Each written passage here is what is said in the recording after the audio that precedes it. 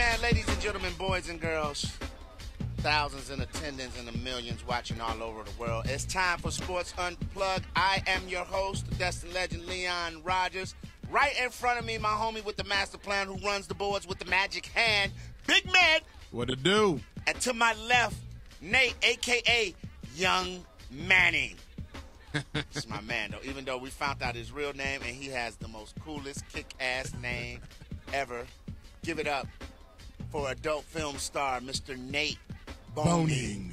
Nate Boning, ladies. You gotta love. And my big bro in comedy, Tony Sco, sitting in, catching the vibe, chilling, man. Sports Unplugged. We got a lot to get to today. Let's jump right into it. College football over the weekend. A lot of stuff was established over this weekend, and I feel that the Michigan-Alabama game told a tale of two conferences. The reason why I say this is because, you know, I get tired of hearing people debate about, oh, this team looks good. Look, the SEC is the best conference in football. It is the fastest conference. It is the guys who just – they have the guys that look like they're ready to go to the next level. Yeah. You see teams. Alabama has reclaimed their spot rightfully, number one in the AP polls. They leapfrogged USC. USC beat Hawaii 49-10. But Alabama destroyed number 8 Michigan 41-14. And in watching the game, Ahmed, I don't know about you, but as I just looked on the field, I was just like, Michigan is not ready for this team speed. Denard Robinson, who is fast, looked slow as hell and out of sync because the Alabama defenders, who they said that this team, that would be the one thing that they lost so many guys to the league last year, that this defensive unit would be maybe if they had an Achilles heel, this would be it. But it didn't look like it. They looked like a number one defense. Their offense was on point. The young quarterback who led them to the national championship last year came out gunslinging this year. The running game looks tight. They just look physically and athletically better than Big Ten Michigan, which that team in the Big Ten is going to make some noise and is going to have some wins. They're going to be a good team in the Big Ten. But playing the SEC, you just saw a total difference in what happens to people when they play SEC teams. And if you think I'm lying, anybody wants to challenge that and argue and go, no. Just look at the AP Top 25. Yeah. Out of the top 10 teams, 5 of them are SEC teams. Alabama, LSU, Georgia, Arkansas, South Carolina. Okay. Need I say more? Okay. Best conference in football. And at the end of the year, they'll beat each other up. And that's why with the playoff thing, there's going to be an SEC playoff. Yeah. Well, no. USC might stick their nose in there. They're going to max it out at 2 teams per conference. That's the max you can have in there. I don't think that's fair. You know. I don't think that's fair. I don't think it's fair. I don't think it's fair if you can't win your own conference, you should be playing for a championship. That's True. I mean, even though I know people are going to say that they do that in other leagues like the NBA, and of course, but they're playing series. You know who the best. You know who the best team is of course. After a 7-game series and things like that. And then you have wild cards because if you don't win your division in NFL, you don't make. You better hope to get that wild card. You got to go on the road 5 straight games. So there it is. Now, Alabama and Michigan. First of all, it hurt my heart seeing that Michigan was number 8 because I was trying to figure out how. What did they do last year? Yeah. To make you think they're the number 8 team in the country? The conference that they were in. Now let me put it to you like this. Denard Robinson, I was fooled his freshman year. I thought this man was going to just destroy college football. He's a good player. He's not a great quarterback. He's a good football player. Hold on. If Rich Rod was still there, I'd be down. They're trying to have him be a traditional quarterback almost. That's not that. I mean, but once again, let's be honest though. They had him run that against. But he's probably not going to see a defense better than that out for the rest of the year. Okay. Now, if this formula works against Wisconsin, against Ohio State, it's going to prove the point that it wasn't the offense, and it's not Denard. It's just he went up against a brick wall. G. Look, man, Denard, when he throws the ball, it looks like flutters. It flutters all over the place. You said the same thing. You don't like the word flutter? All right, looks like a punt. How about that? No, Does I'm that just make you saying feel better? said the same thing about a certain quarterback we'll be talking about later. Yeah, but it doesn't matter. It doesn't I'll matter. admit it flutters, but what I'm saying is he threw Denard one ball Robinson, that was amazing. I was surprised that I was like, wow. Denard Robinson is a good football player. Yeah. I don't think he's a great quarterback. Not at all. He's a good football player. Okay. He's an athlete that can make things happen from the quarterback position if he gets outside the pocket, breaks containment. Okay. But that's just it. Against Alabama, he couldn't break containment. The defensive ends were running him down. The linebackers, they were hitting him. They were causing problems. I think he'll be successful against the defenses in the Big Ten. Like yeah, because they all slow. But here's the thing. Hold on. In the big games, the games that he lost were big games. You know what I'm saying? But what about the game? What about the one game that he won when it came back and won against Notre Dame? Yeah. Okay. So now Notre Dame sucks. Do they suck? Yes. Notre Dame could come in the Big Ten and be in the top 3. Exactly. Right That's now. why the Big Ten sucks. Can't fault the man for where he plays. I know, but Ohio State, as good as they're going to be eventually, because Urban Meyer got that bag. Urban Meyer got that bag. It's going down. I think Ohio State going to run the conference this year. Yeah, with the quarterback. So, do you think the quarterback that Ohio State has right now, Miller, is a better quarterback than Denard Robinson? He's just a good athlete too. I think he's a better quarterback. I think he's a good athlete, just like Denard. But I think he's a better quarterback. Okay, which is not saying much because he's not that great of a quarterback. Right? That's what I was saying. But if you had put, I'm gonna be honest with you, it's all about systems. You put Denard Robinson with that Urban Meyer system, he goes ham. Braxton Miller had 161 yards rushing. I know it's against Miami of Ohio, but Tebow. That's all you got. Exactly. I mean, that's what he's doing. That's what he's doing. And so the Big Ten to me is just is weak, man. And it all started when Florida housed Ohio State.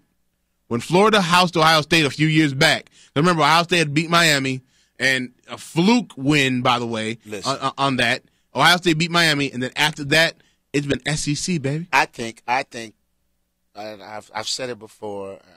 I think the reason why Big Ten schools will never beat SEC schools, will never really match the speed of a lot of SEC, ACC, and Big 12 schools is no teenager wants to play where it's cold. No. Unless you live here already. I'm from Coral Gables, Florida. Why am I coming up? Why would I come to the big house and play in the snow? Well, unless I can't make a team down here, then I'm going to go try somewhere. USF. Why do you think USF is always decent every year? Because they have and the Knights, Central Florida, exactly. Because they always get the scrubs of the big schools. But guess what? Those scrubs are better than any one of these guys from up here. Coach, I'm sorry, I don't. Coach Meyer, you're not guaranteeing me a starting position at Ohio State. I'm taking my talents to Florida International. Well, see, there's some schools that these recruits will go. I think Michigan is one, the big house. Ohio State's one that they'll check out. If they know they're going to get some time. Well, yeah, but I ain't going to sit on the bench and be coach. Oh, no. No, but I think there's certain places that they can go. But how far up the list do you think, like, say like you got a kid that's a recruiter running back coming out of Florida, and he doesn't get recruited by Florida State of Florida, you think he goes right next to the Big Ten, or does he go look at Texas? Does he look at Texas A&M? No, he's gonna look at the warm. I mean, he's looking at the South before he finally says, "Okay." But my thing is, for some of these guys, Virginia Tech, even though the competition is good for them, playing against some of the best, practicing with and against some of the best players in the country. Just think about it. Some of these guys have to wait 2 or 3 years to get their time. You know what I'm saying? Right. While in Michigan, you go to these other schools in the Big Ten, you might be starting freshman year because you're faster, stronger. I don't know what it is about down there in Florida, what kind of water they're drinking, why they so fast down there. Georgia, maybe because it's hot and they can train all year round outside. Maybe that's it. But these kids, okay, let me put it to you like this. I played football up here in high school in Illinois. Schaumburg, shout out Schaumburg. Schaumburg High School, freshman, sophomore, and junior year. Right. All right, we never played spring ball. You know what I'm saying? Because it was kind of cold. We never, we just never did it. I was down in Georgia my senior year in high school. Totally different program. It's almost like down it's there.